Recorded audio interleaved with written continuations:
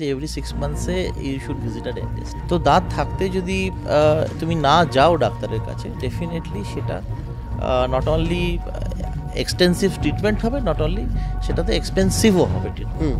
এখন যা cosmetic dentistry, যা স্পেশালাইজেশন, যা জিনিসগুলো চেঞ্জেস হয়ে গেছে, সেখানে তোমার দেখতে খারাপ হওয়ার কোনো জায়গাই নেই। এটা যে অ্যাংজাইটি যাদের ভয় করছে, হ্যাঁ, তা সে বুঝতে পারবে না ইঞ্জেকশনটা। দো পেনলেস বানাবার জন্য আমাদের কাছে অনেক টেকনিক্স আছে।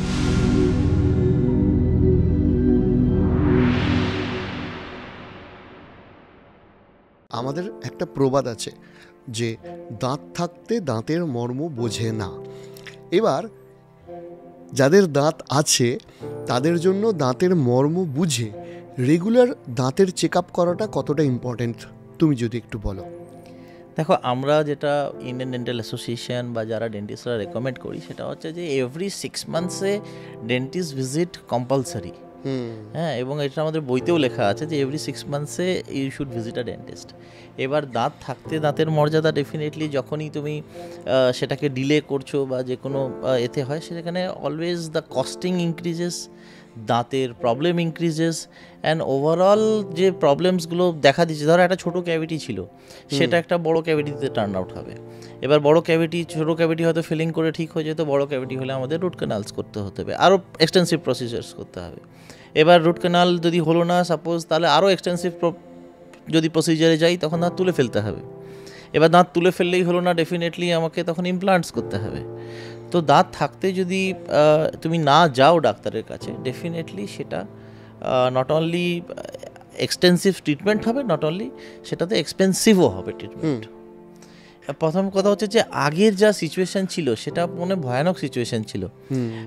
ডেন্টিস্টের কাছে গেলে দাঁত তুলে দেবে, প্রথম কথা তো একটা ভয় ছিল, ফোবিয়া ছিল, হ্যাঁ, দাঁত গেলেই দাঁত তুলে দেবে। বাট এখন যে মডার্ন ডে ডেন্টিস্ট্রি হয়েছে, সেটা হ্যাজ চেঞ্জড আ লট।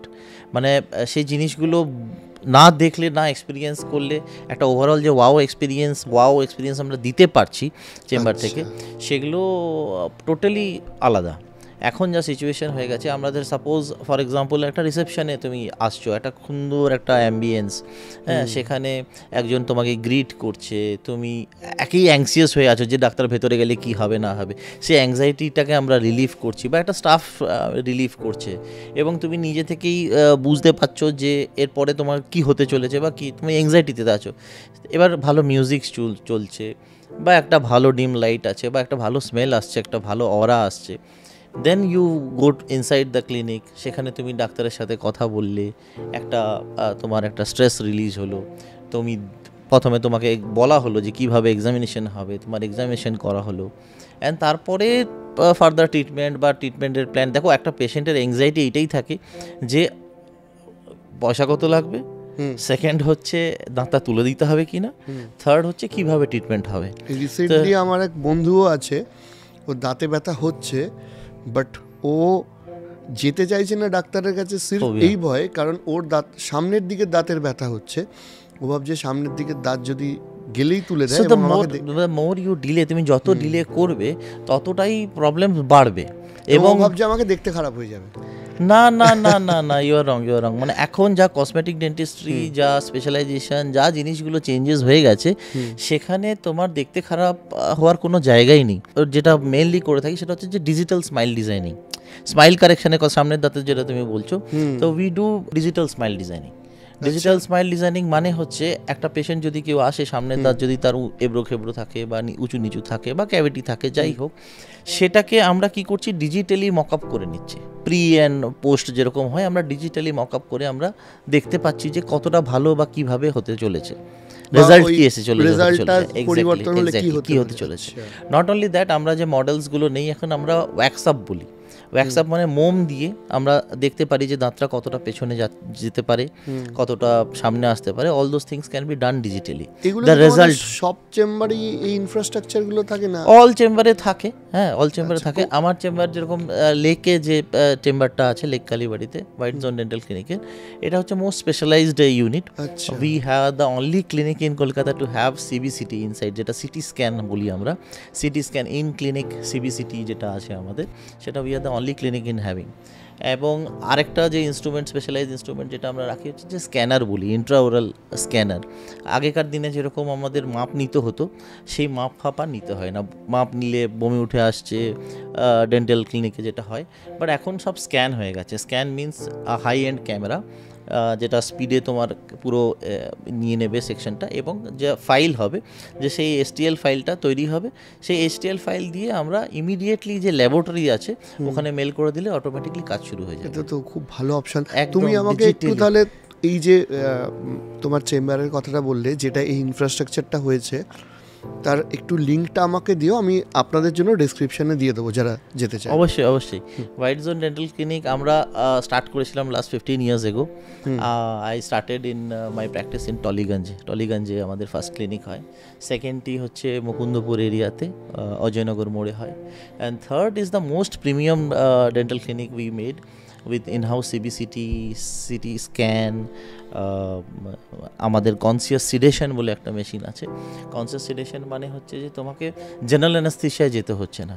এই যে এংজাইটি তুমি বললে, দাঁত থাকতে ভয় লাগে, দাঁতে যাদের এংজাইটি আছে তাদেরকে কি করা হচ্ছে, আমরা নাইট্রাস অক্সাইড ইনহেল করাচ্ছি। ইনহেল করিয়ে অটোমেটিকলি একটা দুপ্যাক মদ খাওয়ার মতন হয়ে যাবে ব্যাপার। আচ্ছা, তাদেরকে সেই ইনজেকশনের ব্যাপারটা কি থাকে? ইনজেকশন দিতেই হবে, কিন্তু সেটা ঘরে চলে যাবে। সেটা ঘরে চলে যাবে। বাট সেটাই পেনলেস ডেন্টিস্ট্রি যেটা আমরা করি, সেটা হচ্ছে যে আমরা প্রি অ্যানাস্থেটিক ওই আগে ওটা দিয়ে দিলাম, নাইট্রাস অক্সাইড দিয়ে দিলে হলে কি হবে, একটা আচ্ছন্ন ব্যাপার থাকবে। বাট নাইট্রাস অক্সাইডের বিউটি হচ্ছে, নাইট্রাস অক্সাইড থেকে ইমিডিয়েটলি যখন আমরা মেন আনতে চাই, আমরা অক্সিজেন দিয়ে দিলে সঙ্গে সঙ্গে পেশেন্ট বিকামস নর্মাল। বেসিক্যালি আমরা এটা বাচ্চাদের ক্ষেত্রে ইউজ করি, whereas adult nitrous oxide is also very common in our clinic this days. এটা যে অ্যাংজাইটি যাদের ভয় করছে, হ্যাঁ, তা সে বুঝতে পারবে না ইঞ্জেকশনটা। দো পেনলেস বানাবার জন্য আমাদের কাছে অনেক টেকনিক্স আছে। দেখো, পেনলেস বলতে আমাদের কাছে আমাদের সব ইনস্ট্রুমেন্টই দেখতে ভয়ানক বেসিক্যালি, বাট সব থেকে ভয়ানক হচ্ছে ইঞ্জেকশন। এবার ইঞ্জেকশন বা অ্যানাস্থেসিয়া না দিলে তো কোনো কাজই হবে না। So what we do is, first of all, we use those fine needles.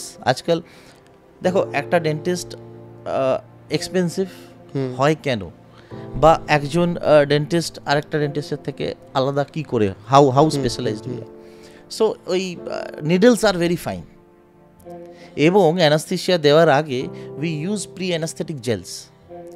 ওই পার্টিকুলার জায়গাটা নাম হয়ে গেল। এবার ইঞ্জেকশনটা দেওয়া হলো। এবার ইঞ্জেকশনটা you won't feel the prick of the injection. But ইঞ্জেকশনে কেন ব্যথা হয় জানো? ব্যথাটা হয় যখন আমরা ওই পিস্টনটা পুশ করি, যখন ওই লিকুইডটা ভেতরে যায়, ব্যথাটা তখন হয়। And point is, Indian doctors doesn't have time. ওই যে ওইটুকু সলিউশন, ওটা আনলোড করার নিয়ম হচ্ছে 1 মিনিটে। এত টাইম কার কাছে আছে? Neither the doctor has. Basically যে তাড়াহুড়োতে যেটা দেওয়া হয়, সেটা তখনই পেনটা হয়।